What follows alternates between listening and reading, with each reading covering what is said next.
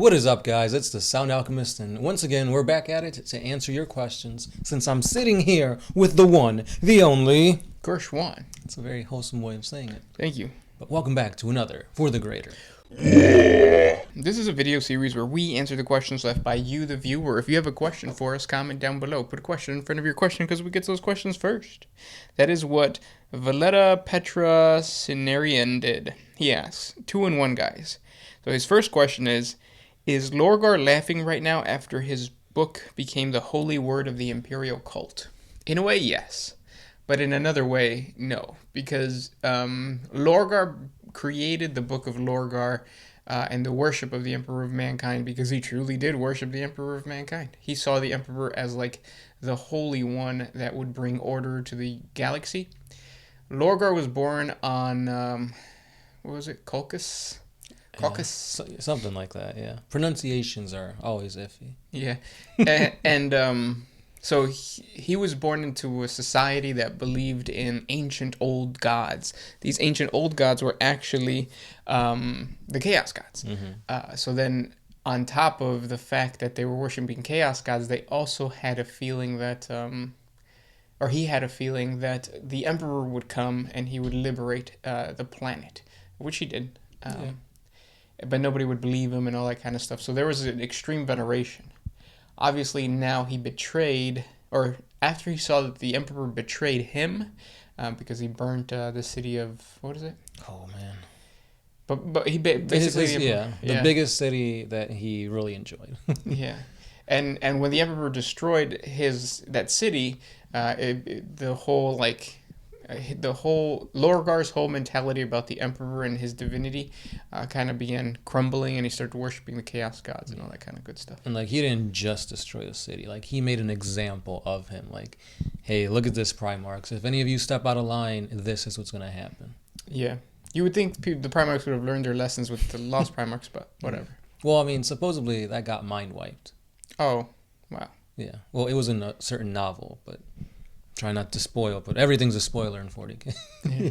So is Lorgar happy right now? Is he laughing? Not really. I think he did have aspirations for the Emperor's divinity, and now he's like, damn, my father was an asshole, type of deal. Yeah. And then you go on to say, there was a second part to your question, and that was word bearers versus the Sisters of Battle. Who would win? Oh, that's interesting, because they're both very devout. Mm-hmm. I gotta give it to the word bearers. I think the word bearers are more tactical than people believe. Yeah. They're underestimated, just like Lorgar was underestimated, and he's always surprising. Yeah. Whenever I think of the word bearers, it's always like a throwaway like faction for me. It's like, nah, I'd rather play something more badass like the Black Legion, the Thousand Sons. But actually looking at it, they're pretty cool. They got the freaking Gal Vorback. Yeah. They got Contemptor Dreadnoughts that have been possessed by demons. And the model for Lorgar is pretty cool. Like, if he had a helmet on, I would instantly buy it. You could always do like a kit bash. What true. Helmet would you give him? I always liked Alfarius's. It's pretty cool. But I feel like that whole like serpent dragon theme doesn't sit well with the style of Lorgar's armor. Yeah. But I just like the whole sleekness of it. Whereas most Primarchs they have like Terminator armor, or it's embellished. I think his is very simplistic, and that's what like really draws me to it. Yeah, and also like I've been looking for, because the color scheme and the kit bashing abilities with the word bearers is really awesome. Mm-hmm. And because they're supposed to be the types of Chaos Space Marines that are decorated with like scrolls and tattoos and all that kind of stuff. Books. Mm-hmm. I'm trying to look for a guy we follow on Instagram. We've talked about him before, but he created a really cool word bearers faction. If I find it, I'll let you guys know. While he's doing that, let's go on to the next question real quick. This one's going to be Jaeger Bomb. Ooh, I'm already getting flashbacks. Do you think that the Death Watch will eventually have access to Phobos Marines eventually? It feels like they're getting gypped. Yeah, the thing about Death Watch is that as soon as they were introduced, I felt like GW put all their eggs in the same basket and they're like, look at all this lore, look at all this new faction stuff, and then it's like, that's it. Yeah. Even with like the supplements, I don't think they're gonna get like anything good like that, which sucks because they're supposed to be members from each individual chapter being sent to it to combat Xenos. Why not send some Phobos Marines? Yeah. Are they even supposed to get an update soon? They should. I don't think they've gotten one yet. For the Psychic Awakening stuff? Yeah. No? And if they did, then I completely like glossed over it. Yeah. I found the guy that we follow on Instagram. His name is Thunder Wolfen. Wolfen is spelled Wulfen. You should definitely check him out. He's just like inspirational. Like his Word Bearers Legion looks amazing, and then he also has like another separate. It seems like it's either a warband or a successor chapter called the Soul Hunters. Really, really badass. It's on Instagram. Go check him out. Thunder Wolfen. But yeah. Next question comes from Timothy Armstrong. Second time asking, who is the Khan and what is his beef with Sanguinius? The Khan? Like Corsaro Khan? Jagtai Khan? There's a bunch of Khans. But basically Khan is just a form of higher authority within the ranks of the White Scars. Yep. Yeah. And I didn't know he had a beef with Sanguinius. There's a little bit there, but I mean, they're both loyalists, so it's not as a juicy, T-bone steak. It's more like a little medallion. So it's not like Lehman Russ and the Lion? No, I wouldn't say so. Yeah. At least it didn't appear that way to me. Cool. Next question comes from Bruce Corey. Who would win in an all-out war? Humanity in its golden age or the Eldar in its golden age? We talked about this last week. Mm-hmm. My opinion is definitely the Eldar. Yeah. Yeah, we kind of like went back and forth between everything because golden age could mean a lot. Oh yeah, that's what it was. Yeah. But again, check out that 40 facts or check out that for the Greater WAAAGH video. We go more in depth, but just for the sake of it, I'll say humanity. Next question. This one is by Atlas Sky. I see you're starting to lose your hair in the front. Are you just going to let it continue naturally, or will you try to slow it down? Naturally. You just assumed he's talking about you? Well, yeah. That's what I thought. Oh. Yeah, that's a tough situation, and I think we've had so many friends that go through that. Mm-hmm.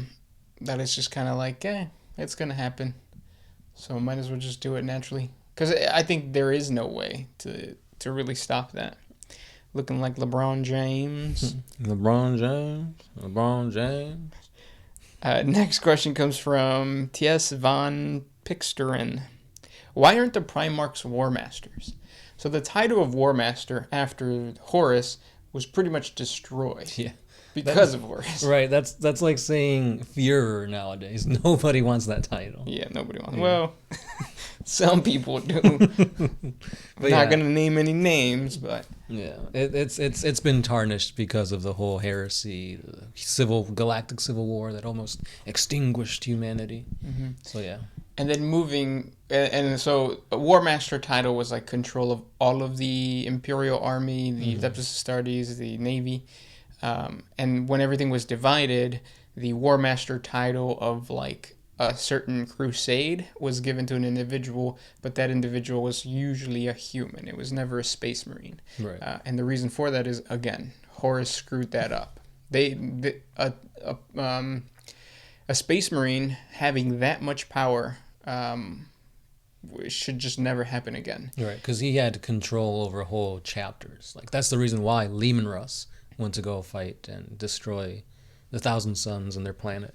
Yeah, and then it goes back to the whole, and then even in modern times we see what happens when a space marine does become a war master type of situation with the Huron. Yeah, Bad Ab War. Yeah, so the Bad Ab War was bad. Bad Ab. Next question. This one is by Brent Hinklo.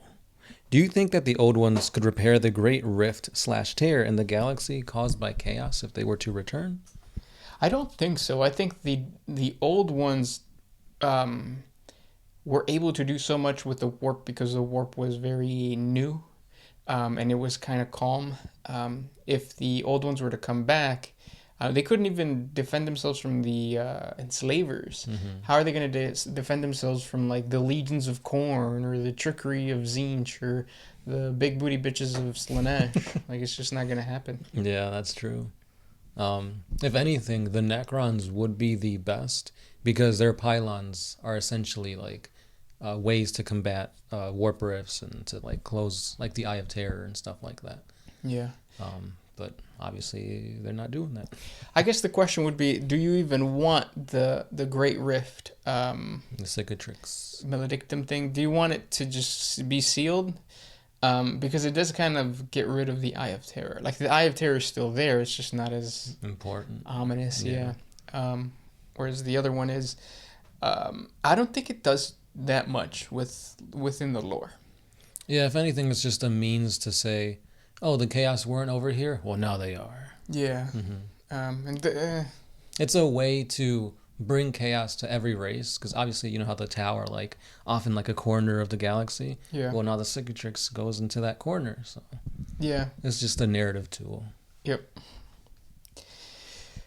And also, I don't like how the galaxy or the map of the galaxy is like situated, because I think the Ultima Segmentum is so large that it's kind of pointless to say that something is happening in the Ultima Segmentum, because then you're just kind of saying like it's happening in space. Yeah. Like, it's just, yeah.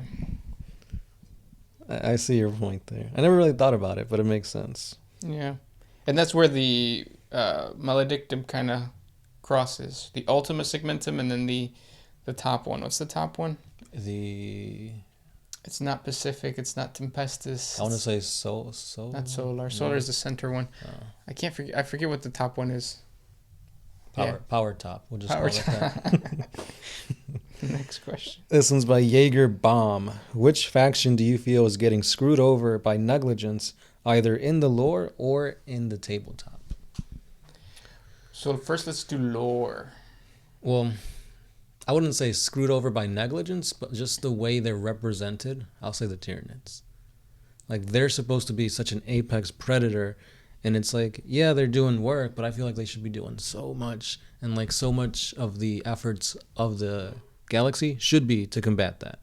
Especially because, like, when Leviathan came in, like, it was bad. It was like the Tau, the Eldar, and the Imperium had to fight it off. Now you have Kraken, you have all these other high fleets, and you don't hear about them that much. Mm-hmm. It's like, this is a threat that unites warring races to combat it. One high fleet. One high fleet, yeah. And it's like, there's a whole, we don't know how many there are. Why isn't this such a bigger threat? Yeah, they've kind of focused more on chaos now. Mm-hmm. When it comes to the lore, though, I do get mad at how they treated the Eldar. Especially when what's his name was born, the Ennead. Yeah. So you have a whole new god, and it's just kind of like takes a backseat to Guilliman. Mm-hmm. Do you want to talk about a god or a Primarch? Yeah. I mean, it makes sense though, because when they were releasing the Triumvirate, or at least those three books, the Fall of Cadia, the Rise of Ennead, and the Return of the Primarch.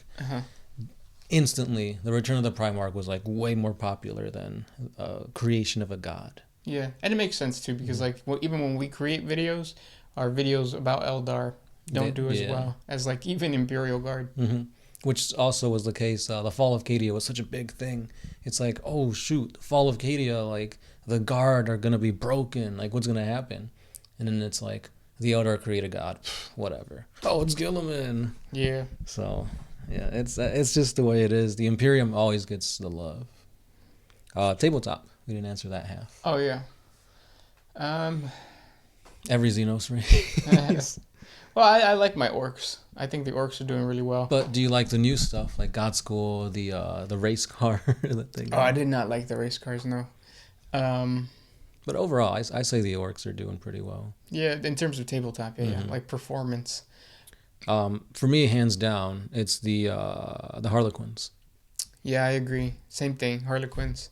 Just because they're so, like, they don't really get new models. I don't even know why they're a faction all on their own. Yeah, they should be like in Necromunda or Blackstone Fortress. Like they have like 4 specific Harlequin models. Or they should just be a supplement of like the grander alliance of the Eldar or something like that. Yeah. And then you could throw in like the Corsairs, the Exodites. Because whenever I see Harlequins, they're always a part of something else, or they're Craft World Eldar converted to look like Harlequins. Like the Wraith Knights have like that clown pattern and stuff. Yeah. Next question comes from King Kano Plays. If the Emperor returned, as he was before the Horus Heresy, which Imperial organization would suffer his wrath? I.e., who would the Emperor be pissed off at the most? So if he came back the same way that he was during the Horus Heresy, he would obviously get pissed off at the Imperial Creed.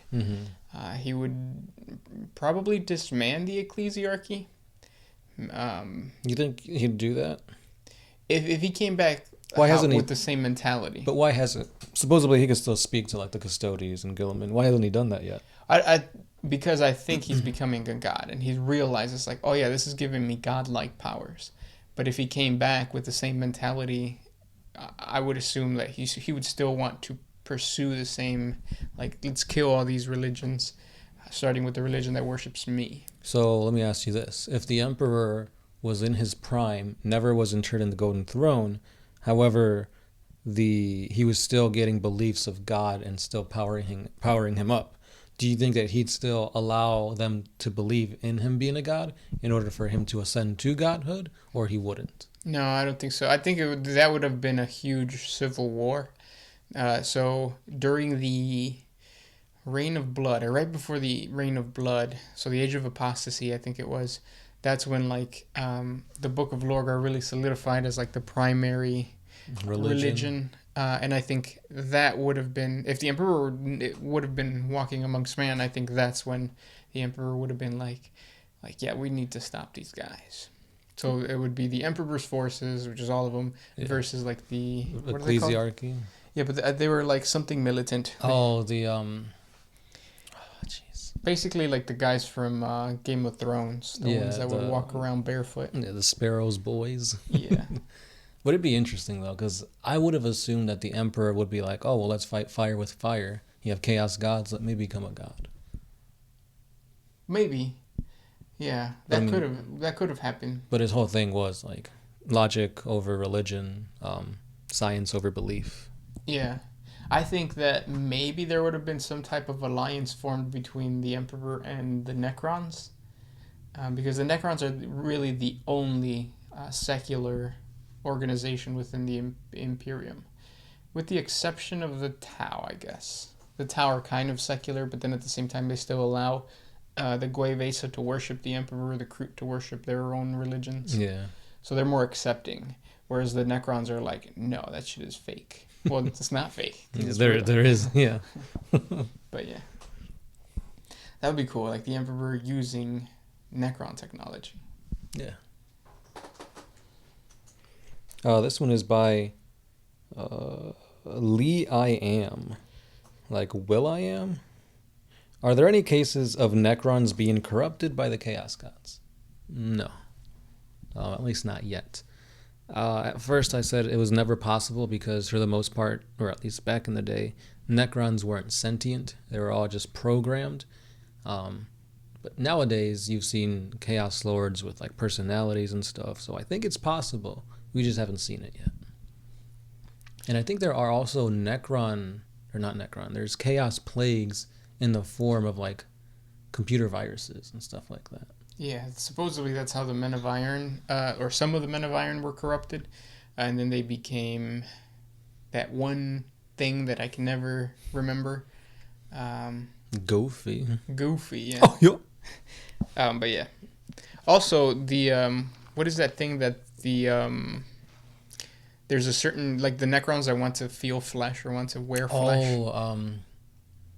Flayed ones. Yeah. So, the flayed one virus, right? The flayed virus. Mm-hmm. That might be some type of like Nurgle thing. Yeah. But who knows? Probably not. Next question comes from Saltwagon. Would any chaos god other than Nurgle utilize a plague or disease? For example, would Khorne use a disease that makes the infected hyper-aggressive? No, not really. They have their own ways of doing that. Like, it doesn't necessarily have to be a disease. It could be some type of spell or some type of enchantment. Usually not for Khorne, because they're usually against psychic powers. But, Oh, yeah. I was thinking of Slaanesh, because there is a story in one of the books, the older books, the demon books, of like Slaanesh cultists doing some type of ritual where everybody lost their voice on a planet. And then that gave rise, the frustration gave rise to a demon, which is pretty cool, because like it was like planet wide. Nobody can speak. It wasn't a disease. It was just like an enchantment. Yeah. But yeah, I mean, there are ways to further enhance these, like combat drugs, stuff like that. Oh yeah. That's what Angron did. Butcher's nails. This one's by Non-Sync. Will Guilliman reform the Imperial administration? I think he's most dangerous when using pen to write some rules.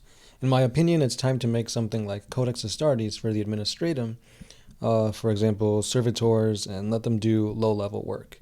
Hearing about planet after planet being forgotten here and there is really annoying. Probably not. Yeah, because that's not cool. Yeah. Yeah, it's like, oh, Guilliman, the authoritarian. Yeah. Is he gonna go on a crusade? No, he's just gonna sit down and write a book. Another one. Also, Guilliman doesn't even follow the Codex Astartes anymore. And if you read the Horus Heresy novels, like during that whole time, I think it did more harm than good. To the chapters. Yeah, the reason why the Codex was a thing was so another Horus Heresy wouldn't happen. But obviously by now he must have heard of like the Renegade chapters, the Bad Ed War, the Administratum going wild, the Ecclesiarchy going wild. It's like, well, let me just focus on one thing. Yeah. But yeah. And those were the questions for today. If you guys have more questions for us, comment down below. Don't forget to put question in front of your question. And if you enjoy our content, thank our patrons on Patreon. Thanks for listening, guys. Stay subscribed, hit that like button, and we'll see you in the next one. This is the Sound Alchemist. Gershwan. And we are out of here. Always